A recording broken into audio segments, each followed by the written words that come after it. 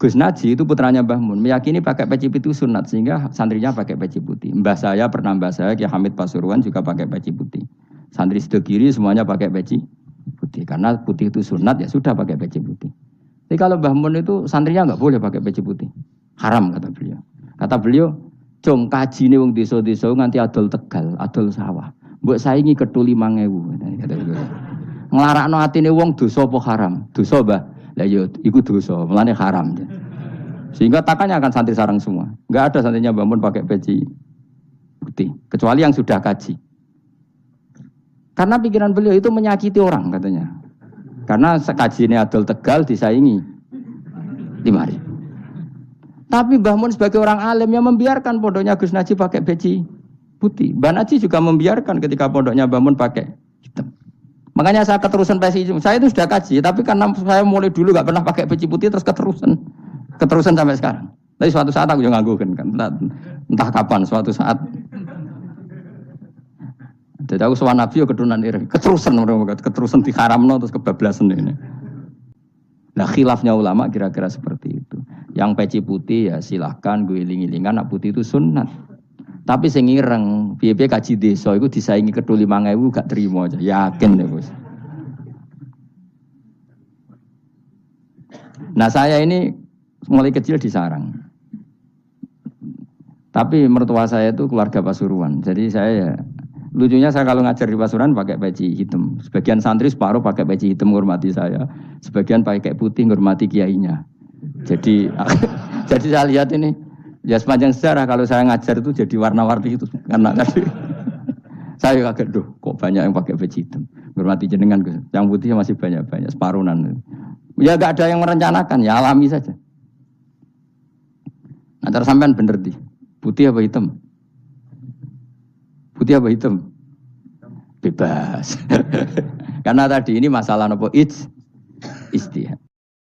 Orang alim mulai dulu kritik-kritikan biasa. Imam Syafi'i sama gurunya sering gejol-gejolkan. Pas atas nama orang alim ya gejol-gejolkan. Dulu itu Mbah Hasyim Asy'ari sering gejol-gejolkan sama Ki Fakih Mas Kumambang, sama-sama orang alim. Ya murid sama guru. Karena ilmu itu memang apa ya? Kayak iya kayak enggak. Nah, yang ilmu absolut pasti sepakat.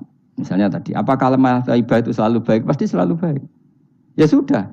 Nah nanti cara kaifiyah melafatkan itu orang yang bisa berdebat. Baiknya dilafatkan kapan ya? Ya baik terus. Tapi selalu ada pantangan. Misalnya di kamar mandi. Saat jima misalnya. Itu kan pantangan-pantangan secara etika. Apa? Pantangan-pantangan apa? Tapi kalau ilmu sebagai ilmu itu biasa dulu. Ulama-ulama berbeda itu. Kalau gejol-gejolkan ya ulama dulu itu lucu. Misalnya sama tak bedai. Andai kan kamu jadi kiai. Kira-kira jadi kiai. Baik mana anak-anak kecil di waro kamar wong tua apa dipisahkan. Andai kan kamu punya pondok, milih mana? Anak kecil disamakan kangkang besar apa dipisah? Mas jawab, ki milih ndi? Di warna apa dipisah? Dipisah. Nah, kowe hen. Dipisah. Lu akeh sing dipisah. Ada yang bilang di warna. Kalau di warna itu memang kalau dipisah itu resikonya sing kecil mentali cilik terus, mergo ora ono sing didik sing tua. Nak diwarno kadang sing cilik, sing tuwek kan suwaya rabi men bakas rabi, cilik katut bakas rabi bahaya. Utawa sebalike sing cilik melok main game, sing tuwek melok main game mergo katut cah cilik. Lha iku jenenge istihad, sama-sama apa? Sama-sama apa? Mungkin. Sehingga dulu itu pernah ada wali itu karena sholat jamaah itu di shaf akhir. Yang shaf awal wali karena sering shaf awal, yang shaf akhir ya ada yang jadi wali. Yang shaf awal enggak terima. Kenapa kamu jadi wali padahal kalau sholat di shaf akhir? Jawabnya, saya itu malu sama Allah. Kok kepedean betul kok di depan. Tapi gak jadi niru lagi mau cerita ya. Cek pede nih. Enggak ngarep. Karena dia di belakang motifnya itu tidak males. Tapi motifnya itu apa? Tawaduk atau malu. Dia jadi wali. Nah gue kan bergo males panjang. Atau moh rohimame tadi. Iku sing mari ra wali-wali. Sing kok ngarep kadang ambisi ngimami padha dene malah repot meneng. Jadi dulu ilmu itu biasa. Orang Maliki itu nak gojlok orang Hanafi itu ya entek ngame. Orang Hanafi kalau gojlok Imam Malik itu ya entek ngame. Ya biasa dulu itu ilmu. Ya biasa. Misalnya gini sampean tak bedhei. Ndak jawab saja jujur. Rasulullah itu puasa Senin Kamis selalu apa kadang-kadang dalam semua riwayat. Kadang-kadang. Sesuatu yang kadang-kadang dilakukan Rasulullah itu akan sunat terus apa sunatnya juga kadang-kadang. Ayo jawab saja.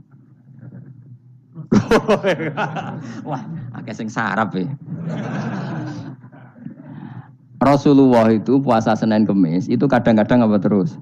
Kadang-kadang. Ini sudah masih benar. Sesuatu yang pernah dilakukan Nabi kadang-kadang itu menjadi sunat terus apa sunatnya juga kadang-kadang? Terus. Nah, sekarang gitu. Sebetulnya hadis kunut itu semuanya sepakat. Rasulullah kunut itu ya ahyanan kadang-kadang. Nah, sesuatu yang pernah dilakukan Nabi kadang-kadang itu akan menjadi sunat terus ila yaumil. Maka Imam Syafi'i milih kunut terus. Abu Hanifah enggak. Bahaya kalau sunat kok dilakukan terus. Nanti dikira wajib. Sehingga Abu Hanifah tidak kunut. Dan itu ya biasa ketemu gitu. Imam Syafi'i kalau sholat di masjid Abu Hanifah itu tidak kunut. Ketika ditanya ikroman di hadal madhab, saya menghormati madhab. Orang Hanafi kalau main ke rumahnya Imam Syafi'i ya kunut ya biasa dulu. Sekarang kunut dan kunut jadi politik identitas. Ini kunut sebelah ini mesti. Yang tidak kunut sebelah yang dulu itu enggak. Saya sampai sekarang nggak pernah tahu kunut itu tradisi ormas mana. Sampai sekarang nggak ada tahu. Karena saya orang alim, tahunya kunut madhab Syafi'i, nggak kunut madhab Hanafi. Dan itu sebelum tahun 12 dan 26 madhab itu. Udah tahu toh maknanya? Madhab itu sebelum tahun 12 dan tahun 26. Jelas? Kok orang paham? Paham? Jadi dulu lama ya biasa, perdebatannya gitu. Apakah sesuatu yang pernah dilakukan Nabi secara ahyanan, itu sunat terus, apa sunatnya juga ahyanan sekali tempo? Jawabannya apa? Terus. Tapi kalau terus bahaya, nanti yang sunat dikira wajib.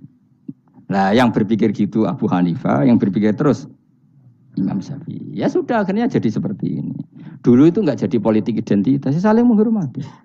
Imam Syafi'i itu Abu Hanifah sudah kabundut. Pernah sholat di masjid Abu Hanifah tidak kunut. Ketika ditanya ikroman li hadzal madhab, saya menghormati madhab ini. Entah angen-angen nak kunut terus enggak dikira wajib. Orang-orang Hanafi kalau ke rumahnya Imam Syafi'i di komunitasnya juga kunut. Ya sudah biasa dulu seperti itu. Makanya kita ini harus ngaji. Dulu itu biasa ulama gejol-gejolkan perkara madhab kayak yang saya contohkan tadi. Orang yang membatalkan puasa lewat jima itu kan sanksinya berat. Sanksi ini karena jima, apa karena hadku hormati Ramadan bihuri usrin syar'iyyin, merusak kehormatan Ramadan tanpa uzur syara. Cara Imam Malik karena merusak Ramadan tanpa uzur syara sehingga gak jima pun hukumnya sama. Yaitu misalnya makan tanpa uzur, ya hukumnya sama. Kenapa sama? Jima istri hukumnya apa? Halal apa haram? Halal. Makan halal. Maka kalau itu kamu lakukan fina hari Ramadan, siang-siang Ramadan tanpa uzur syara, maka sanksinya sama-sama berat karena dianggap melecehkan kehormatan Ramadan. Cara Imam Syafi'i enggak, jima sama makan mulai dulu beda. Kamu makan wajib mandi enggak? Enggak. Kalau jima wajib. Kan beda. Ya beda itu enggak sama. Ya sudah, Imam Syafi'i memberi sanksi berat untuk jima, untuk makan tidak. Wong padha pintere kan yo penak. Penak kan? Sing ora penak iku padha gobloke, padha sok pintere. Lah iku debate ra barbar iku. Padha gobloke, nak debat padha sok pintere. Wis naudzubillah min dzalik. Kulo nek debate wong malah kudu guyu. Malah melok goblok, ngrungokno tok iku malah melok goblok. Wong debat agama kok gak ono referensi, ra ono kitabe. Amen muni menurut saya. Memangnya Anda penting dalam wali ora, ulama ora kok debat agama muni menurut. Memangnya Anda mujtahid? Kudune gak menurut kitab yang saya baca dalam mazhab Syafi'i kitabnya ini begini. Sing sitok bantah dalam mazhab Maliki kitabnya ini. Wah itu keren. Aku teko ning majelis ini. Debat menurut saya, emangnya Anda siapa? Nabi ndak, wali ndak, ulama ndak? Kok mau agama menurut Anda? Wis wargane ora mesti kok ape. Makanya dibiasakan pakai referensi, pakai sanad. Agama ini butuh sanad. Inna hadzal ilma dinun fangzuru amman ta'khuduna dinakum. Lihat di muqaddimah Sahih Muslim. Agama ini ilmu, ilmu ini agama. Maka lihatlah ilmu itu kamu ambil dari mana? Karena tanpa sanad ini bahaya. Bahayanya tadi, misalnya begini. Ada orang alim soleh berteman orang kafir. Atau berteman orang fasik. Atau berteman perempuan cantik. Dia alim loh, alim soleh saya ulang lagi. Ada orang alim soleh berteman perempuan cantik. Atau orang fasik atau orang kafir. Pasti di hatinya satu. Wong ayu nak dikancani wong fasik, engkau malah melakukan hal-hal yang tidak terpuji. Nak dikancani wong alim, syaratnya soleh, saya ulang lagi, dibina dijak ngaji, diarahkan yang benar, terus dinikahkan sama orang soleh. Ternyata pertemanannya hanya proses ngantar wong ayu tadi baik dan bernikah sama orang soleh. Berteman orang kafir ya dia mengajarkan hujah-hujah argumentasi Islam, jika suatu saat berharap menjadi Islam. Tapi orang liberal melihat itu bukti bahwa agama itu bebas. Wong alim nyatane kancanan wong ayu, wong kafir, gak masalah. Itu pilihan mbahmu. Ini beda, sama-sama cara zahir kancanan orang fasik, tapi asal orang soleh itu motifnya itu beda. Saya misalnya orang kaya, ada ulama kaya, itu senengannya blonjo, sampai bojone itu marah-marah. Saking parahnya ulama ini, kebetulan keluarga saya, ini anaknya mulai anaknya kon golek utangan. Padahal nilai anaknya pertama berangkat dari rumah itu bawa uang, mau ngirimi anaknya di sarang. Itu orang Jawa Timur, kiai alim. Roh bakul kacang ning bis gak mentolo ditukoni. Roh bakul mainan saake wong tuwek wadon ditukoni. Walhasil tok sarang ku duwe entek.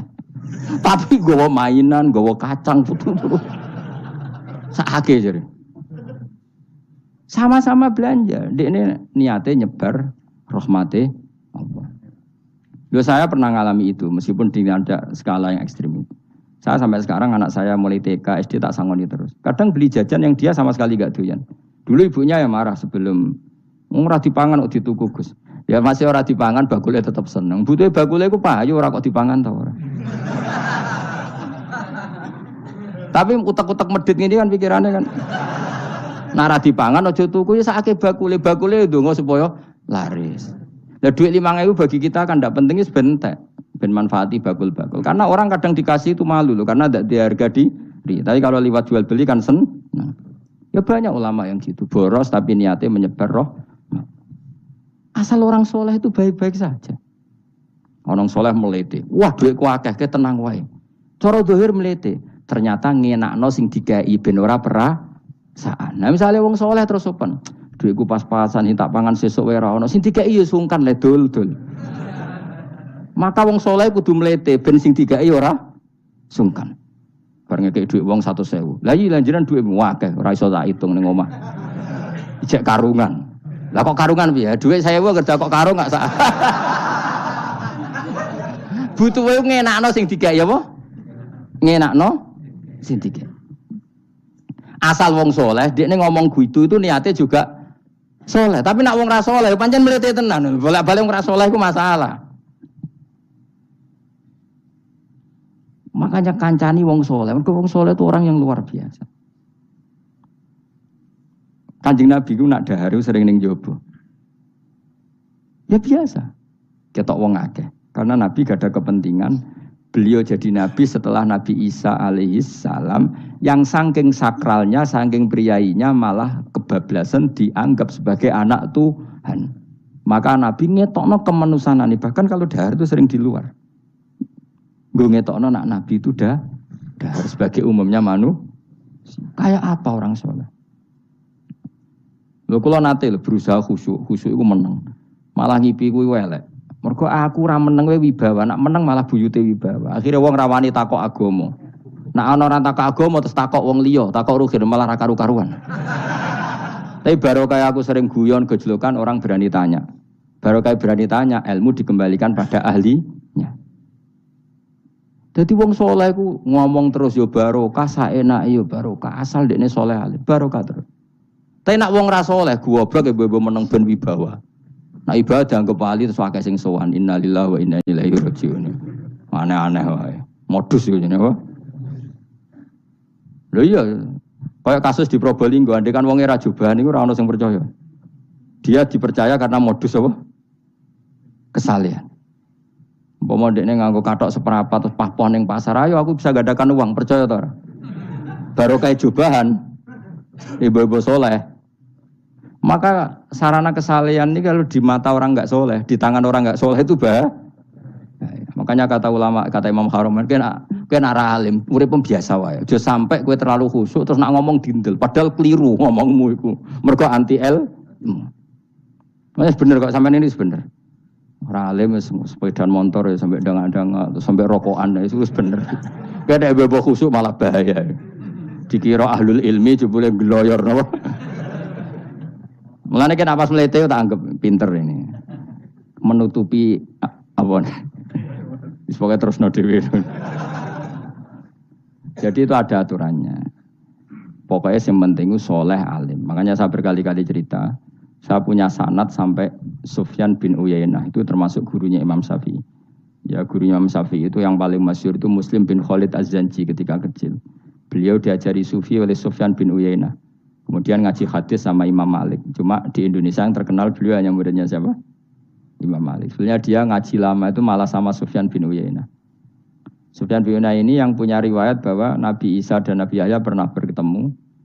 Ketika bertemu di satu kampung, sing Nabi Isa tanya, "Aina sirarun nas?" Lalu rumahnya orang-orang fasik di mana? Sing Nabi Yahya selalu tanya, "Aina khiyarun nas?" Lalu rumahnya orang-orang baik di mana? Ini sama-sama Nabi dan sama-sama muda. Kita tahu Nabi Isa juga wa atainaul hukma napa? Sobia. Nabi Yahya ya Yahya khudil kitab bi quwwah wa atainaul hukma sobia. Nabi Yahya juga mulai cilik alim, Nabi Isa juga mulai cilik alim wa yukallimun nasa fil mahdi wa kahla. Ini sama-sama orang alim mulai kecil hanya dua itu, Yahya dan siapa? Isa. Itu sezaman. Saya ulang lagi sezaman. Sama-sama anaknya orang keren, Yahya bin Zakaria, anaknya Nabi. Isa bin Maryam adalah wali besar. Nasabnya.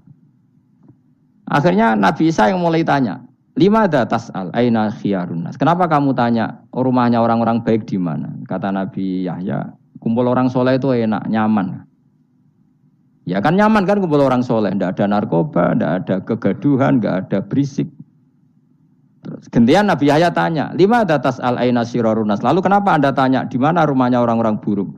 Terus kata Nabi Isa, "Anan Nabi, saya ini Nabi, biman zilatit tabib, ibarat dokter, udawil marto. Maka saya mengobati yang sakit." Kalau Anda seorang dokter, nyari sampling penyakit, nyari di endemik daerah penyakit apa daerah sehat? Penyakit. Ya tapi kalau kamu takut ketularan, nyari daerah sehat apa daerah berpenyakit? Itu sama-sama madhab dalam ilmu. Dulu itu ya biasa, perbedaan seperti itu biasa saja. Karena semuanya karena ilmu. Sekarang enggak, kubu sebelah yang ngotot, kubu sebelah ya dalile pokoknya. Mana ada ilmu dalile pokoknya? Pokoknya kunut itu gini, kalau enggak kunut gini. Memangnya Imam Syafi'i lahir tahun berapa? Kunut enggak kunut itu ada sebelum tahun 12 dan tahun 26. Gue eleng-eleng. Nak di vulgar roh dari vulgar. Nah iku ra paham banget tenan. Maka orang-orang alim tahunya ya kunut dadak kunut itu al-khilaf baina madzhabi Syafi'i wa madzhabi Abi Hanifah. Sekarang tahu-tahu di zaman akhir itu jadi politik identitas. Kayak misalnya begini, tak contohkan lagi perdebatan. Pakai peci putih. Gus Naji itu putranya Mbah Mun, meyakini pakai peci putih itu sunat sehingga santrinya pakai peci putih. Mbah saya Kiai Hamid Pasuruan juga pakai peci putih. Santri Sidogiri semuanya pakai peci putih karena putih itu sunat ya sudah pakai peci putih. Tapi kalau Mbah Mun itu santrinya enggak boleh pakai peci putih. Haram kata beliau.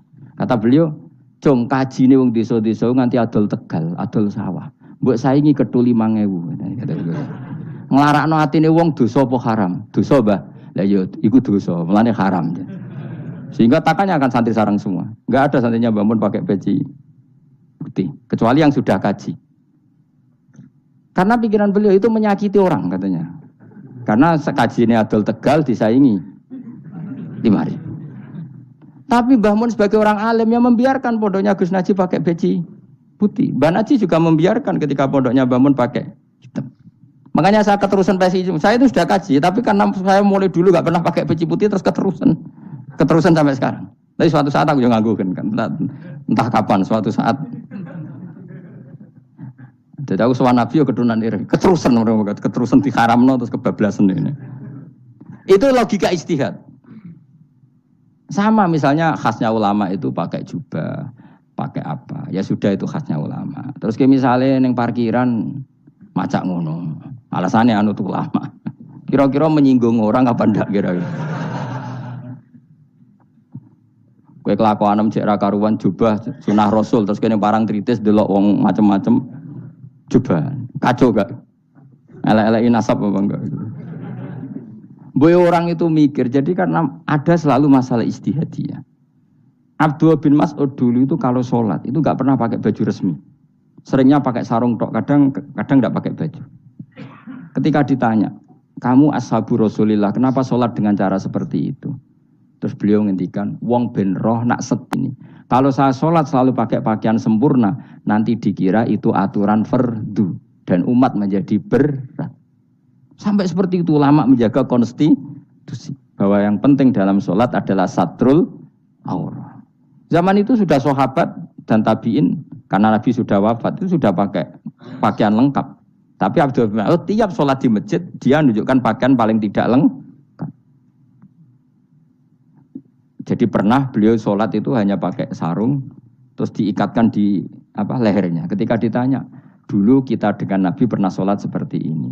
Akhirnya ulama menjadi tahu nak ngono sholat paling pokok itu nutupi mabena surah war rukbah. Andai kan tidak ada cerita Abdul bin Mas'ud mungkin dikira sholat syarat sahnya ya seperti itu. Maksudnya pakai jubah terus, pakai pakaian begitu terus. Barokahnya Abdul bin Mas'ud orang tahu standar minimal. Jadi kalau ulama itu motifnya seperti itu. Rasulullah kira-kira senang qiyamul lail apa enggak? Senang. Tapi beliau qiyamul lail di masjid hari keempat, hari kelima sudah tidak keluar ke masjid. Karena Nabi kalau selalu melakukan nanti dikira fardu. Tapi kalau enggak melakukan nanti orang enggak qiyamul lail. Maka Nabi pernah melakukan ya pernah tidak. Ya sudah itu konstitusi dalam tradisi ulama. Jelas ya.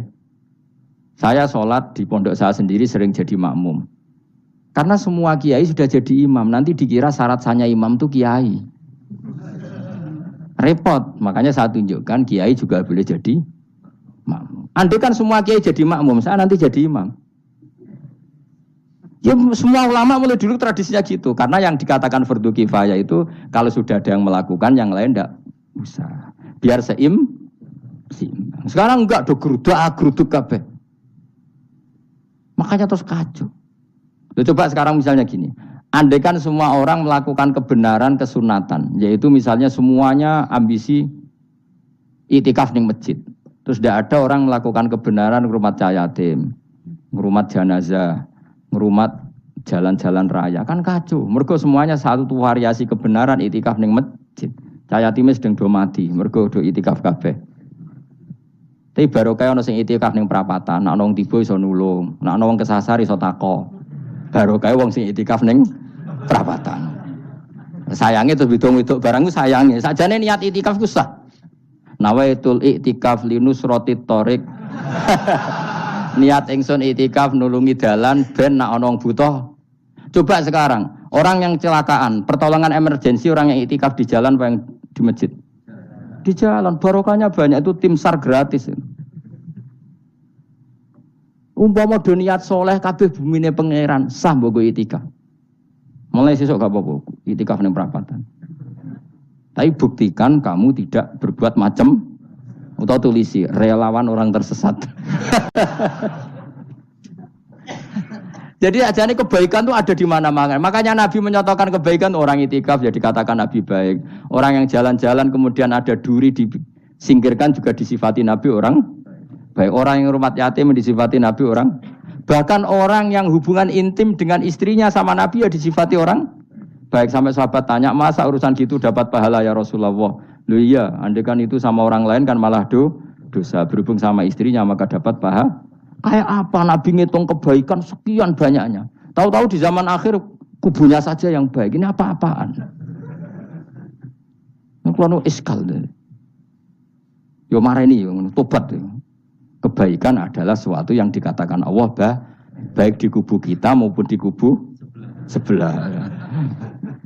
Mau kubu sebelah ya apa saja. Baik di partai kita maupun di partai sebelah. Maupun di ormas kita maupun ormas sebelah. Karena semua kebaikan otoritasnya di Allah Subhanahu. Ada nabi yang senangane ngurus wong fasik, Nabi Isa.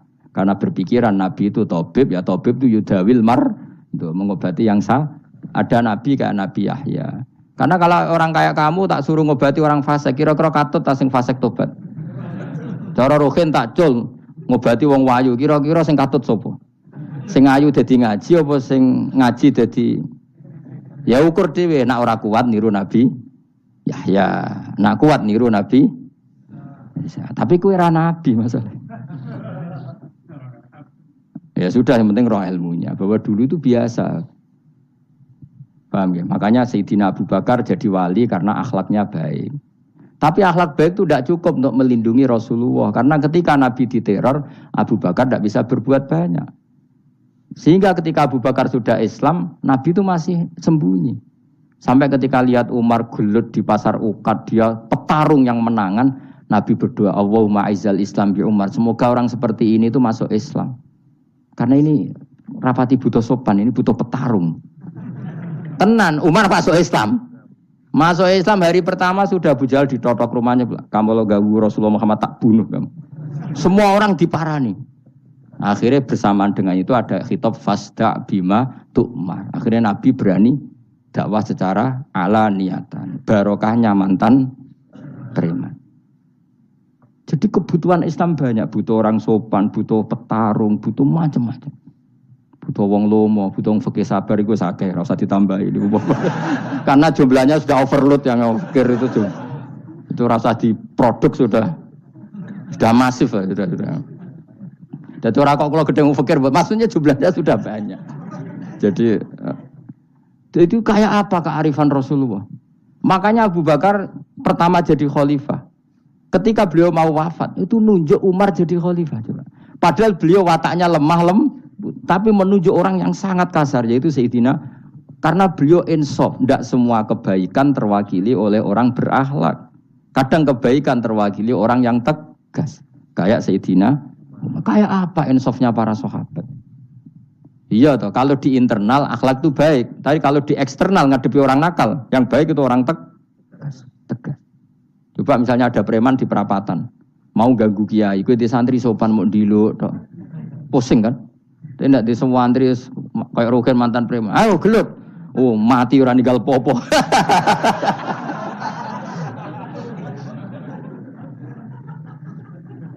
Itu kan keren, apa? Keren. Makanya Abu Bakar ketika, lu ya, sampean tahu kan hadisnya Umar, setiap ada orang munafik macam-macam pamitnya sama Nabi, dakni adrib pun izini Nabi tak biya coy. Ya setiap hari kegiatannya gitu terus. Tapi dulu orang itu insaf, Abu Bakar insaf, kelebihannya Umar di situ. Umar insaf, kelebihannya Abu Bakar di. Maka ketika kandidat khalifah, Umar mengangkat Abu Bakar jadi khalifah dan disetujui semua sahabat. Ketika Abu Bakar mau wafat menunjuk Umar dan disetujui semua sahabat. Orang kok Abu Bakar pepe wong halus, golek sing sejenis aku ndak. Karena dulu semua orang itu pakai insaf, pakai kesadaran sing super tinggi, tidak nuruti nafsu. Saya andekan ada orang alim sekelas saya kok mau ganti tafsir Jalalain, ganti Gus Fikih yang mendesak fikih. Terus dia alim enggak masalah ya. Alatnya dia alim keramat. Wah dia ngerti Allah Mahfud nak setingkat aku. Nak roh berarti hop. Karena dulu itu begitu, lama dulu itu seperti itu. Biasa. Sekarang itu enggak. Orang itu kalau enggak kelompoknya enggak mesti salah. Abu Bakar itu raqiqul qalbi. Raqiqul hawashi, riqqatul qalbi. Tapi beliau justru menunjuk Sayyidina Umar karena dia tahu Islam itu musuhnya banyak, butuh orang tegas. Umar juga tahu bahwa di internal Islam itu butuh riqqatul qalbi sehingga beliau hormat sama Abu Bakar. Tak pimpin aku, wah, bubar kabeh. Tapi dari Abu Bakar, ning jobo aku, tok wong mlete nek ora ono sehingga dua beliau saling melengkapi dan itu luar biasa. Nah khilafnya ulama kira-kira seperti itu.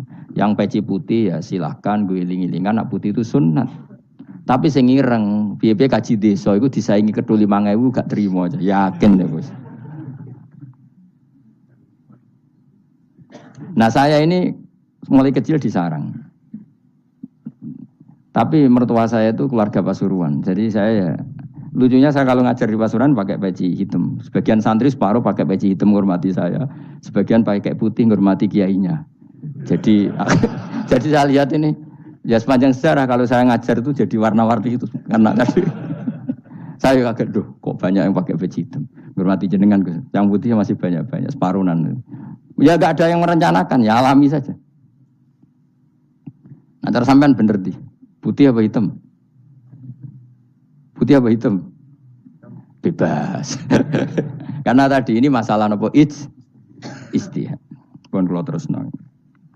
Supaya sementing wow iman itu sesuatu yang absolut. Maka kita andaikan Allah tidak bikin surga neraka pun kita tetap sebagaimana kita mengatakan 1 tambah 1 2 dapat hadiah apa ada dapat hadiah ya tetap mengatakan 2 1 tambah 1 pasti 2. Subhanalladzi wa sujidat khalaqa kang gawe sapa ladi ala azwaja ing pira-pira pasangan ari asnafat tegese pira-pira pasangan kullah sakabehane asnaf. Tak apa gawe mimma sing perkara tumbi tukang nukulno. Nukulno apa bahasa Indonesia? Menumbuhkan apa al-ardu bumi minal hububi sanging pira-pira bebijian wa ghairi halan yana hubub. Wa min anfusihim lan Allah gawe jenis jejodohan sangka awak dhewe wong akeh. Jadi Allah bikin sesuatu itu berjodoh-jodoh, berpasang-pasangan. Termasuk manusia juga berpasang-pasangan. Minat zukuri sing pira-pira lanang walinasilan pira-pira wedok wa mimalan sing perkara la ya lamun kang ora ngerti sapa wong akeh. Maksudnya zaman belum ditemukan listrik misalnya atau belum ditemukan apa saja yang zaman itu enggak ada. Allah ngendikannya gini, Maha suci zat yang bikin tumbuhan, bikin hewan semuanya berpasang-pasangan, termasuk manusia juga berpasang-pasangan. Dan Allah juga bikin berpasang-pasangan dari sesuatu yang sekarang belum dikenal di era itu.